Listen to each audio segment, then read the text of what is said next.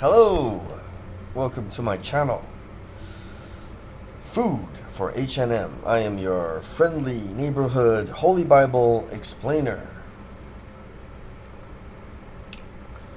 Today we are continuing with 2 Samuel 8.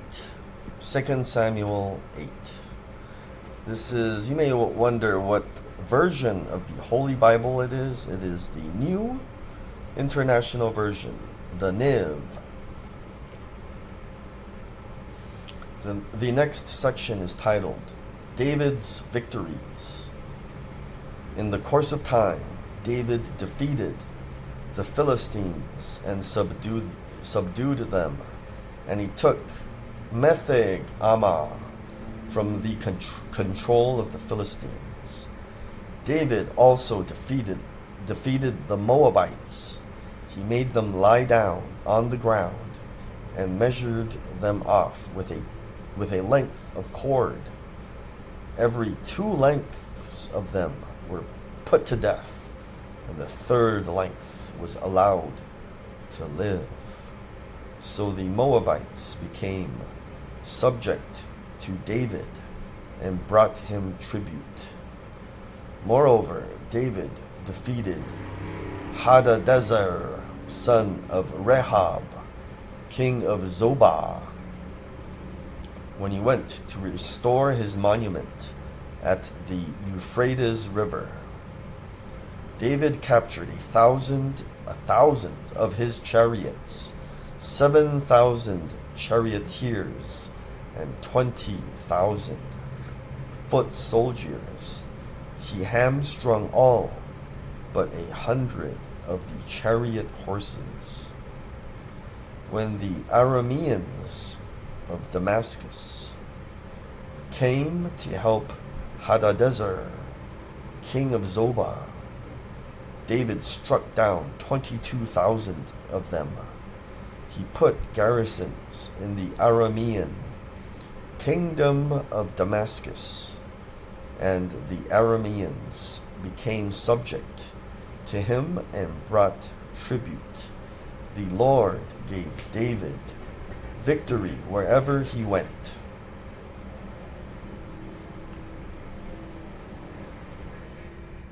David took the gold shields that belonged to the officers of Hadadezer and brought them to Jerusalem from Tebah and Berothai.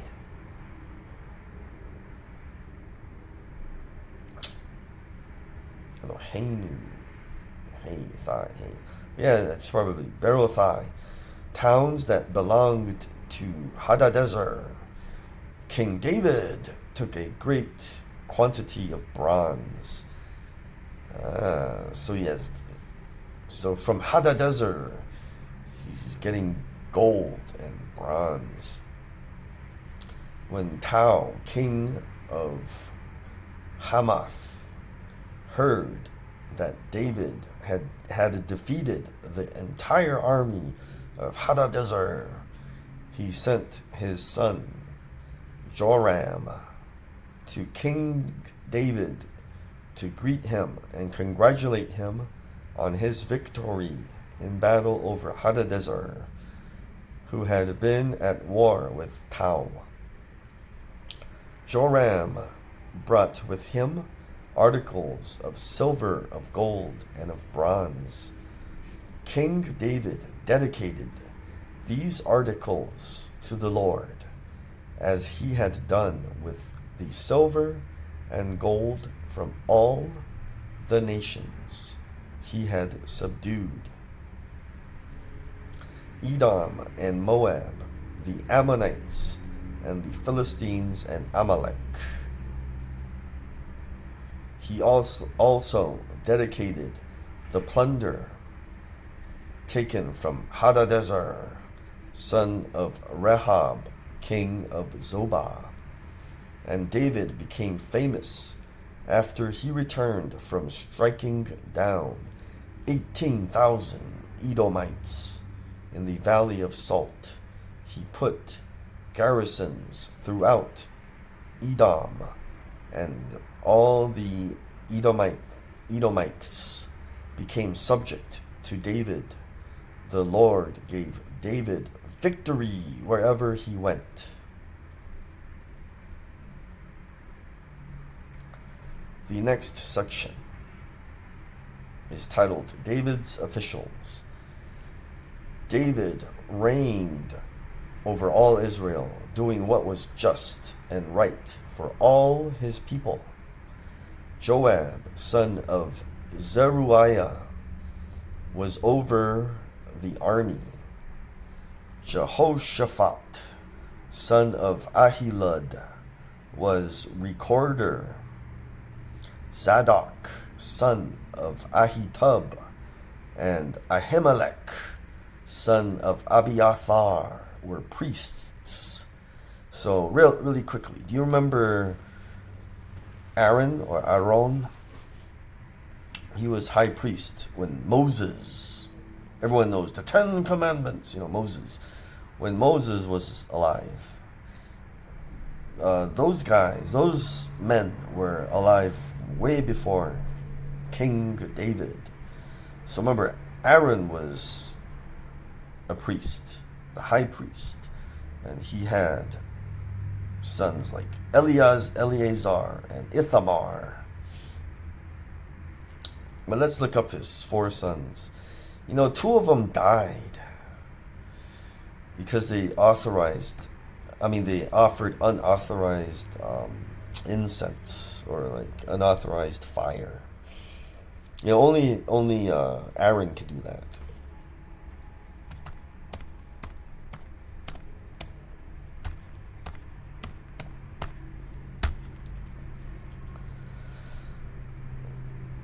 There's Eleazar, Ithamar, Nadab, Abihu. Nadab and Abihu died. They were the first 2 sons of Aaron by his marriage to Elisheba. And then Eleazar and Ithamar were his 2, his assistant priests. So here we see in verse 17, this is a very short chapter, that we have Zadok, son of Ahitub, and Ahimelech, son of Abiathar.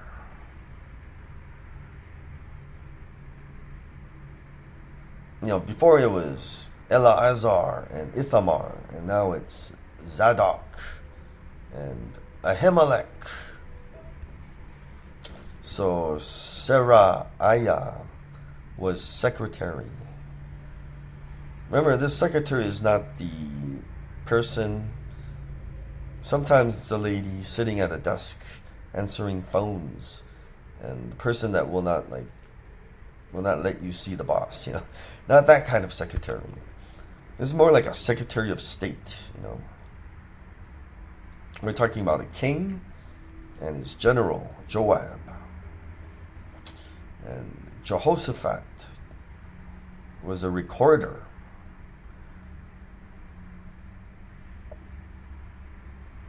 A recorder is like, there's like vice president, right?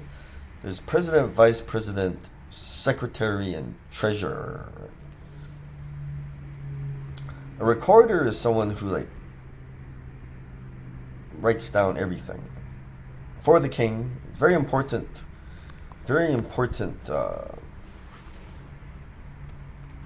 writer, because he has to have records,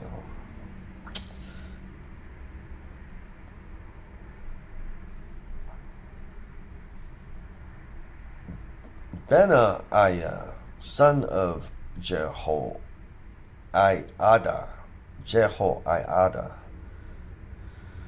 was over the Kerethites and the Pelethites, and David's sons were priests.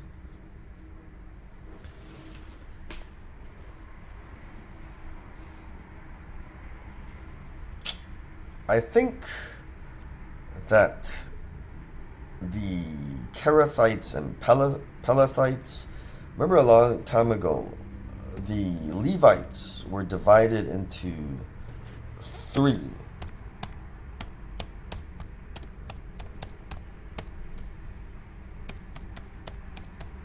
Let's look it up.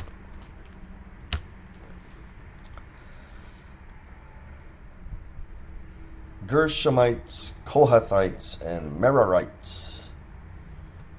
Maybe Merarites was too hard to say, so they're like, we need a new scheme, No more Gershom, Kohath, and Merari. Merarites.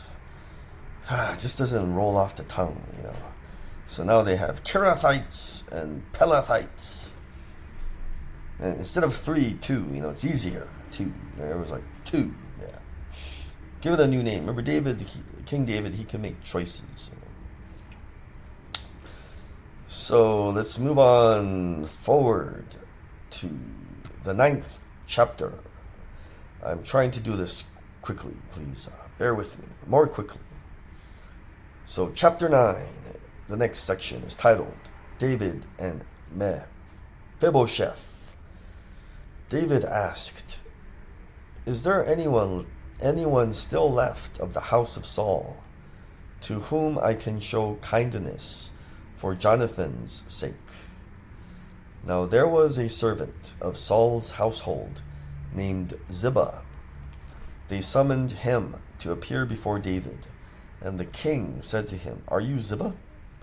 "And at your service," he replied. The king asked, "Is there no one still alive from the house of Saul, to whom I can show God's kindness?" Ziba answered the king, "There is still a son of Jonathan. He is lame in both feet." Remember, his feet don't work very well. He's not a lame-o,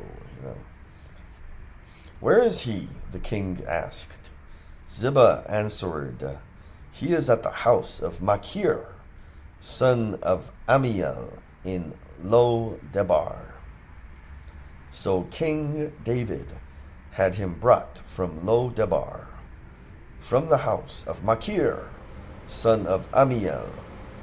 When Mephibosheth, son of Jonathan, the son of Saul, came to David, he bowed down to pay him honor. David said, "Mephibosheth, at your service," he replied.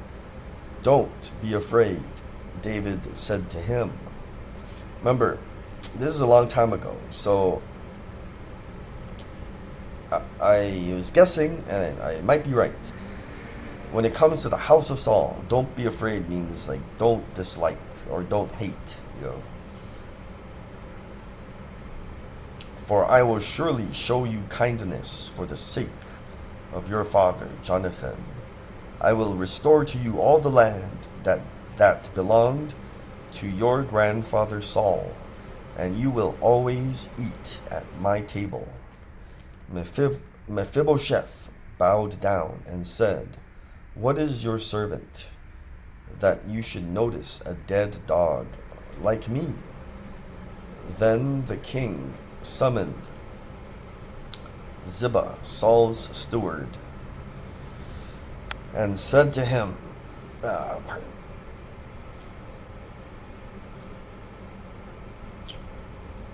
"I have given your master's grandson everything that belonged to Saul and his family. You and your sons and your servants are to farm the land for him and bring in the crops, so that your master's grandson may be provided for. And Mephibosheth, grandson of your master, will always eat at my table." Now Ziba had 15 sons and 20 servants. Then Ziba said to the king, "Your servant will do whatever my lord the king commands his servant to do." So Mephibosheth ate at David's table like one of the king's sons. Mephibosheth had a young son named Micah. And all the members of Ziba's household were servants of Mephibosheth, and Mephibosheth lived in Jerusalem because he always ate at the king's table. He was lame in both feet. Let's read chapter 10.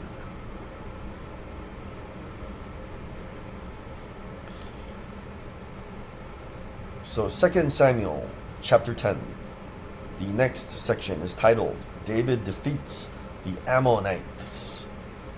In the course of time, the king of the Ammonites died, and his son Hanun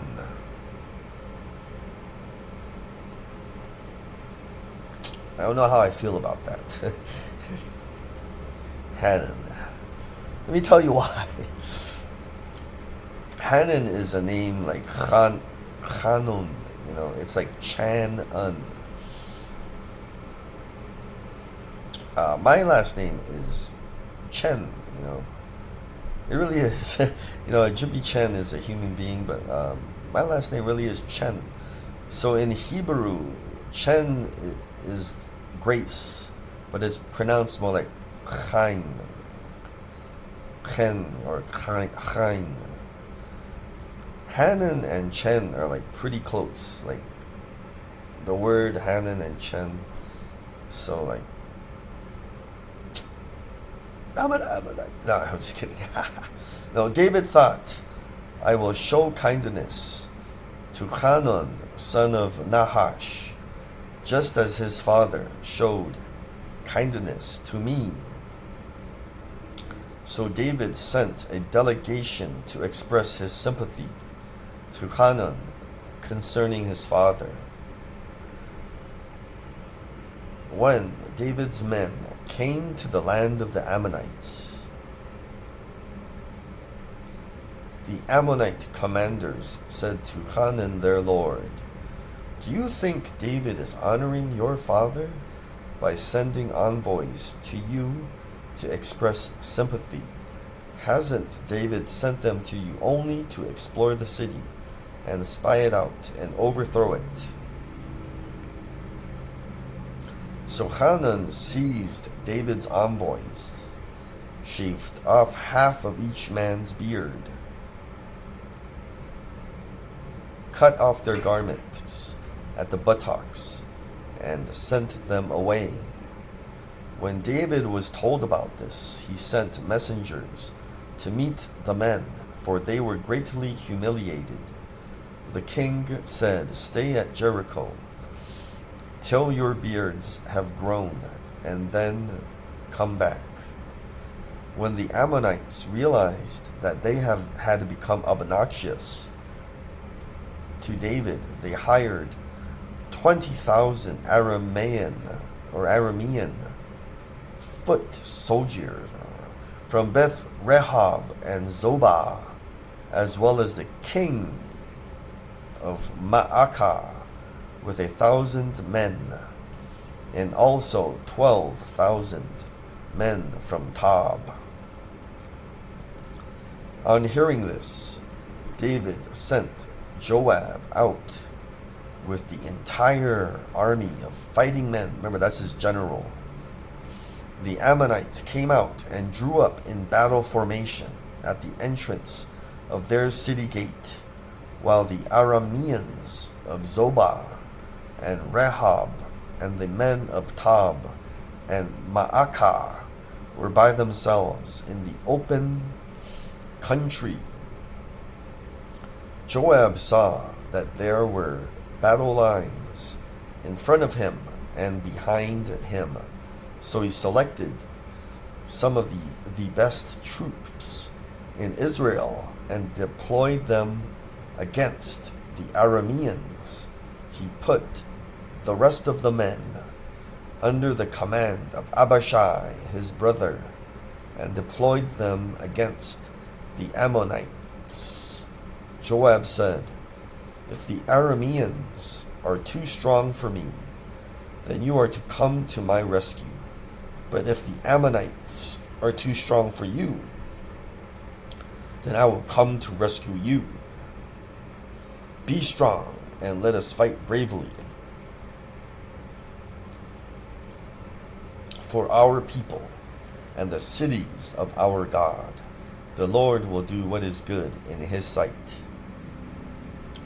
Then Joab and the troops with him advanced to fight the Arameans, and they fled before him. When the Ammonites realized that the Arameans were fleeing, they fled before Abishai and went inside the city. So Joab returned from fighting the Ammonites and came to Jerusalem. After the Arameans saw that they had been routed by Israel, they regrouped. Hadadezer had Arameans brought from beyond the Euphrates River. They went to Helam with Shobak, the commander of Hadadezer's army, leading them. When David was told of this, he gathered all Israel, crossed the Jordan, and went to Helam. The Arameans formed their battle lines to meet David and fought against him, but they fled before Israel, and David killed 700 of their charioteers and 40,000 of their foot soldiers. He also struck down Shobak, the commander of their army, and he died there. When all the kings who were vassals of Hadadezer saw that they had been routed by Israel, they made peace with the Israelites and became subject to them. So the Arameans were afraid to help the Ammonites anymore. Let's read one more chapter, chapter 11. 2 Samuel chapter 11. The next section is titled David and Bathsheba or Bathsheba. In the springtime, someone told me, he was like a mentor. When the springtime she come, the work she stop. In the spring, at the time when kings go off to war, David sent Joab out with the king's men and the whole Israelite army. They destroyed the Ammonites and besieged Rabbah. But David remained in Jerusalem. One evening, David got up from his bed and walked around on the roof of the palace. So remember, the roof is not the actual roof. So, a lot of, you can have, you can have tables and chairs on the roof. So he was on the roof, and from the roof, he saw a woman bathing. The woman was very beautiful, and David sent someone to find out about her. The man said, "She is Bathsheba, the daughter of Eliam, the wife of Uriah the Hittite." So, remember, she could not actually have been married. Like maybe she was promised to Uriah. Remember, times were different back then. This was a long time ago. People spoke differently. They did things very differently. Then David sent messengers to get her. She came to him, and he slept with her. Now, she was purifying herself from her monthly uncleanness. Then she went back home. The woman conceived and sent word to David, saying, I am pregnant. So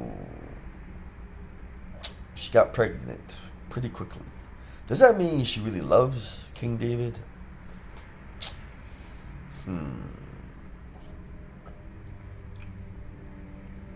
So David sent this word to Joab, send me Uriah the Hittite.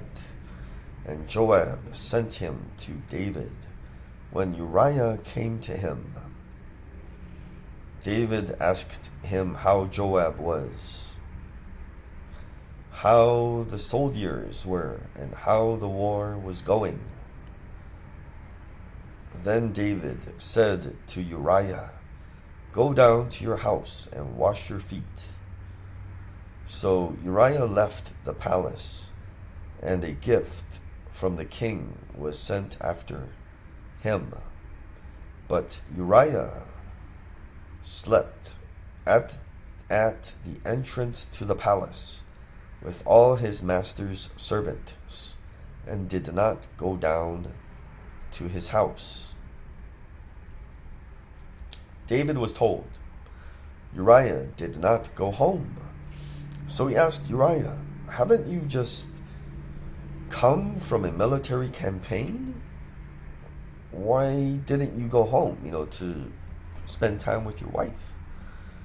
Uriah said to David, the ark and Israel and Judah are staying in tents, and my commander Joab and my lord's men are camped in the open country.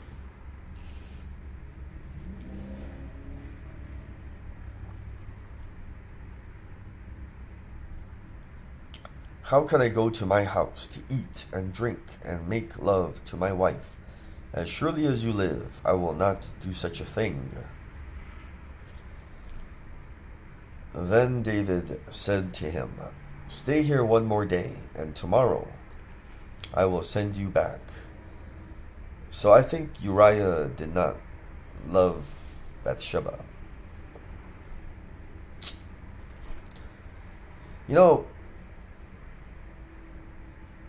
I'm not married, but if I was married, and I was away from my wife for a long time, and we love each other, and then, of course, I want to hurry home and see her beautiful face, as soon as possible.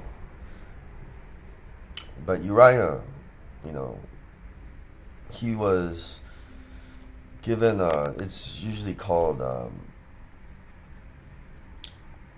when you are deployed and then you're tired, so they would just give you a temporary leave, something like temporary, so you have to return. They'll just say, go rest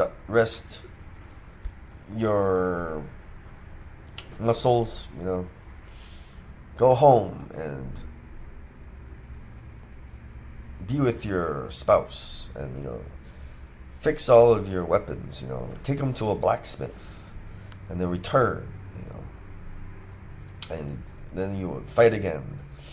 But when he went back home, he did not spend time with Bathsheba, who was probably betrothed to him, or she could be married, and he didn't love her, didn't love her. So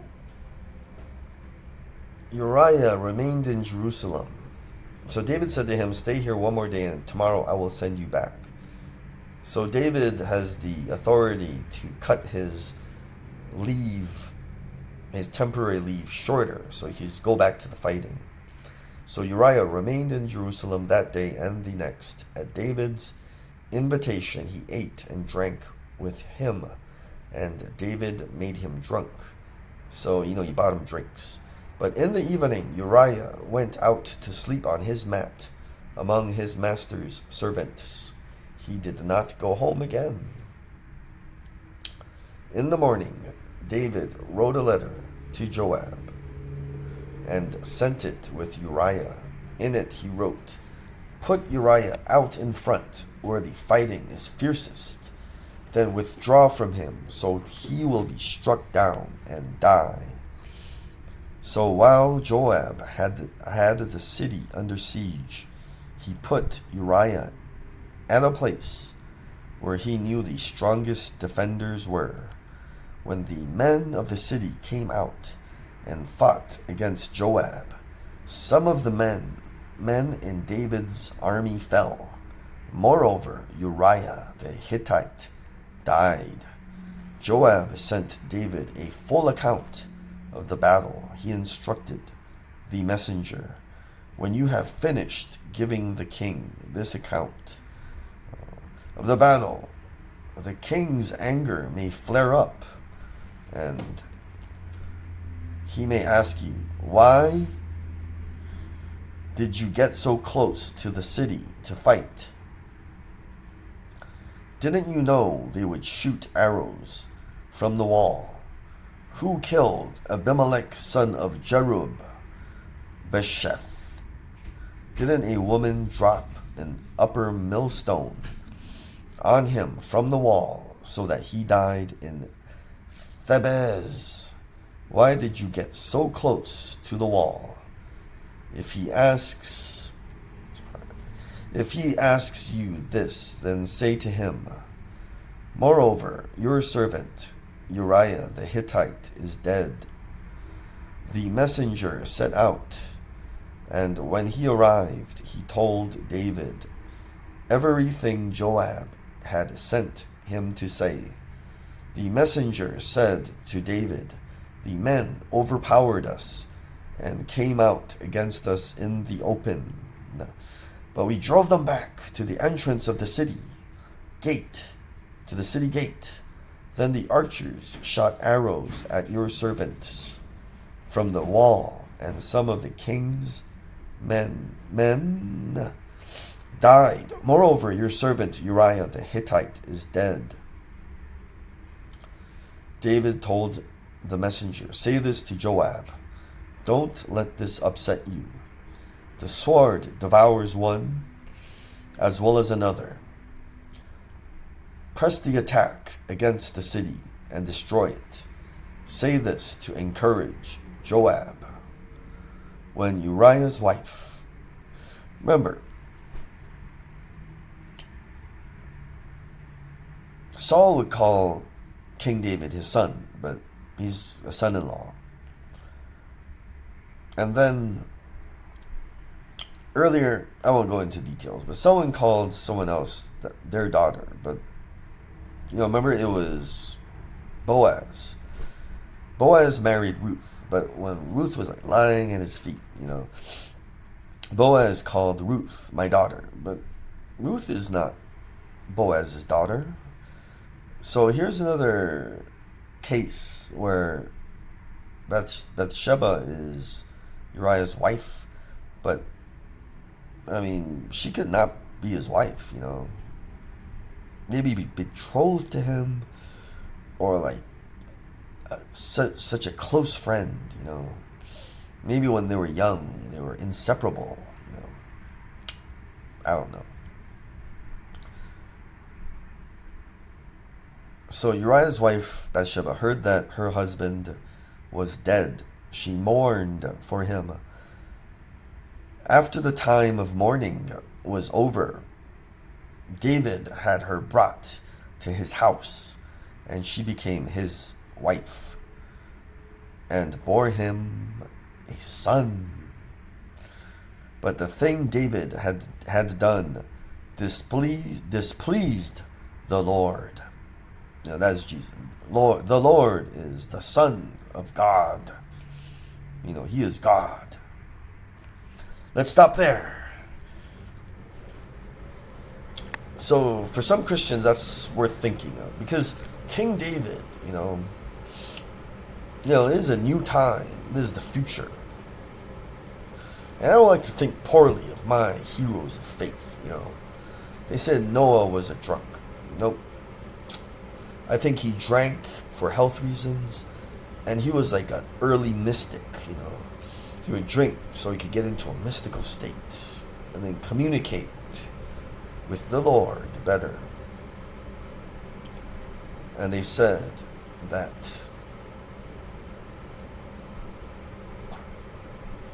there was something wrong with Lot, you know. He chose to live in a wicked city. But we all know that sometimes you want to do that, you know, because it is a difficult assignment, you know. For example, does it pay more to do easy things or like the difficult things? And then when you want to be a missionary, you want to go to the lame missionary field where, you know, it's too easy and there are like more people that already believe, or do you want to go to a really scary, tough mission field where so many people, you know, it's poor and there's no lights, you know, no refrigeration. Well, I may have taken that too far.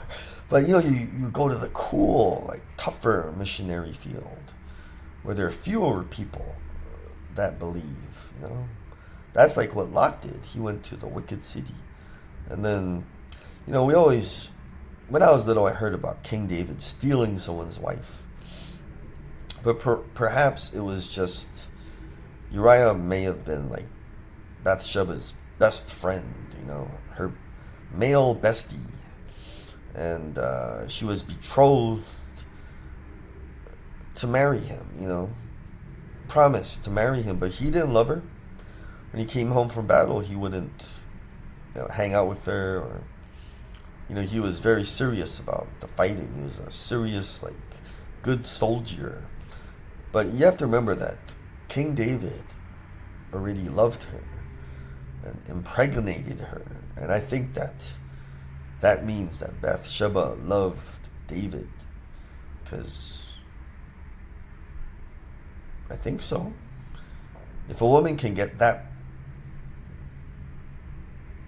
pregnant, if a woman can get pregnant that quickly by a man, I think that she loves him. So, you know, that's how I understand the story. You know, perhaps he didn't steal someone's wife. They were not married, and then they did not love each other, and he really loved her. And guess who this son of that Bathsheba bore to King David was? That's right, King Solomon. The great. Remember, keep God first. He'll take your place.